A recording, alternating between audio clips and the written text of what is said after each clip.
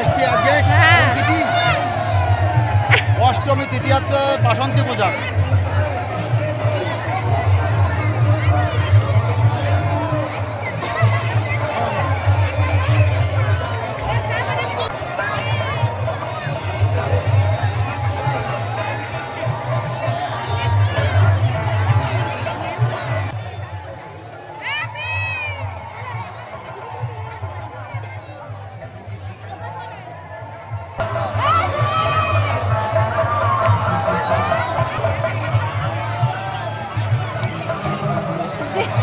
কাদা দিয়ে কি করে?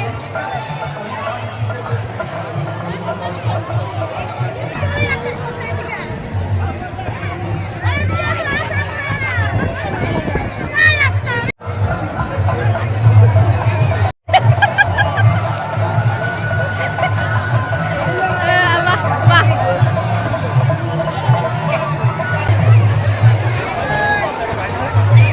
ওই ধরে কাউরে বল আমার কাদা মারতে।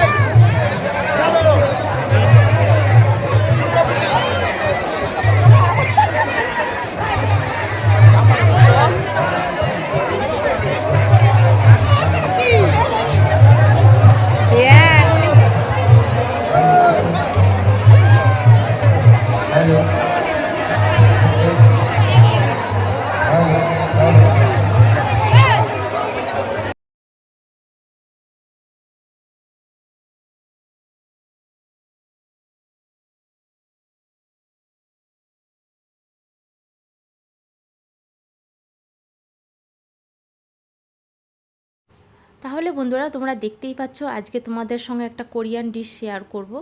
তো কোরিয়ানরা কিভাবে মিষ্টি আলু খায় সেটা তোমাদের আজকে আমি রান্না করে দেখাবো।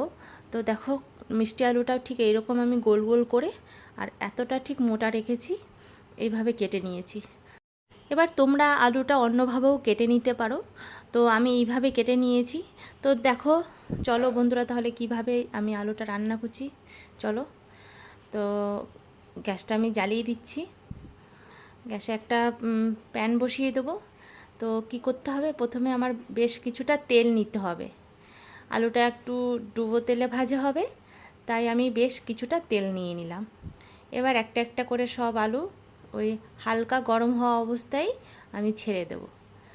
একদম গ্যাসের ফ্লেম লো টু মিডিয়াম থাকবে, যাতে আলুটা ভেতর থেকে একদম পুরো সিদ্ধ হয়ে যায়। বন্ধুরা এই অবস্থায় কখনো গ্যাসের ফ্লেমটা হাই করবে না, তাহলে আলুগুলো উপর থেকে পোড়া লেগে যাবে, ভেতর থেকে একদম সিদ্ধ হবে না।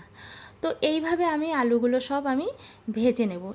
বন্ধুরা এই আলুটা কিন্তু দুবার করে ফ্রাই হবে। প্রথম অবস্থায় কিন্তু বেশি ভাজা যাবে না, হালকা করে ভেজে নিতে হবে। ঠিক আমি দেখো যেইভাবে ভেজেছি ঠিক এইভাবেই ভেজে নিয়ে সব আলু আমি তুলে নিলাম। এবার আমার আর কিছুটা আলু ভাজা বাকি ছিল, সেই আলুগুলো আমি ঠিক একইভাবে ভেজে নেব।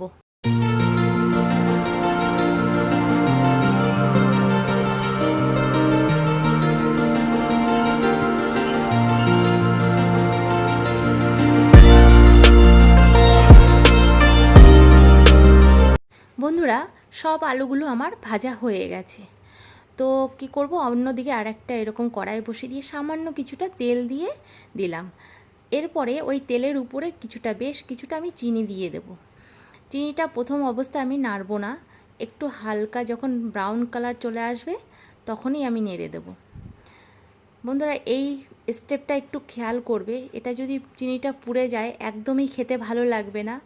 তো একটু চেষ্টা করবে সাবধানে এই কাজটা করতে। তো অন্যদিকে আমি কি করব, আরেকবার আমি আলুটা সামান্য ভেজে নেব। বন্ধুরা এই আলুটা দুবার করে ভাজার একটাই কারণ হচ্ছে, একদম প্রথম পর্যায়ে যখন আমি ভেজে কিছুটা টাইম রেখে দিয়েছি, তো ওই গরম অবস্থায় আলুটা ভেতর থেকে একদম জুসি হবে আর সুন্দর খেতে ভালো লাগবে, নরমও হয়ে যাবে।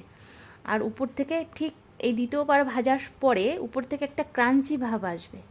তো আমার দেখো আলুগুলো সব ভাজা হয়ে গেছে। এবার কি করব, চিনিটা আমি যেটা মেল্ট করে রেখেছিলাম সেই মেল্ট করা চিনির মধ্যে এবার সব আলুগুলো আমি দিয়ে দেবো। দেখো একটু একটু করে সব আলুগুলো দিয়ে দিয়ে আমি এইরকম দুটো হাতা দিয়ে এরকম বেশ নেড়ে চেড়ে নিয়ে চিনির শিরার সঙ্গে আলুগুলো সব ভালো করে মিশিয়ে দেবো। তো দেখো বন্ধুরা, দেখতে কতটা লোভনীয় লাগছে।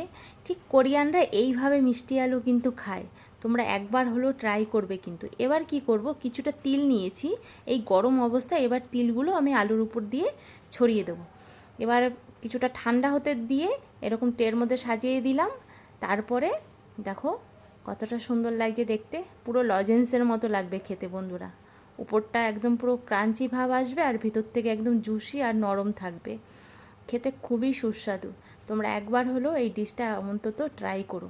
মিষ্টি আলু তো আমরা বাঙালিরা অনেকভাবেই খেয়ে থাকি, তো একবার একটু চলো না বিদেশি ডিশ ট্রাই করি, তো দেখি খেয়ে কেমন লাগছে।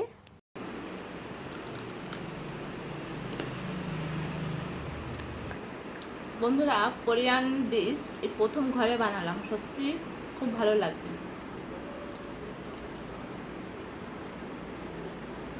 তাহলে বন্ধুরা, কোরিয়ান মিষ্টি আলুর ডিশটা তোমাদের কেমন লেগেছে অবশ্যই তোমরা কমেন্ট করে জানাবে, আর লাইক করতে একদম ভুলো না।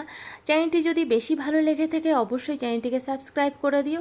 ভিডিওটা আমি এখানেই শেষ করছি, দেখা হচ্ছে নেক্সট ভিডিওতে অন্য কোনো রেসিপির সঙ্গে। তোমরা সবাই ভালো থেকো, সুস্থ থেকো।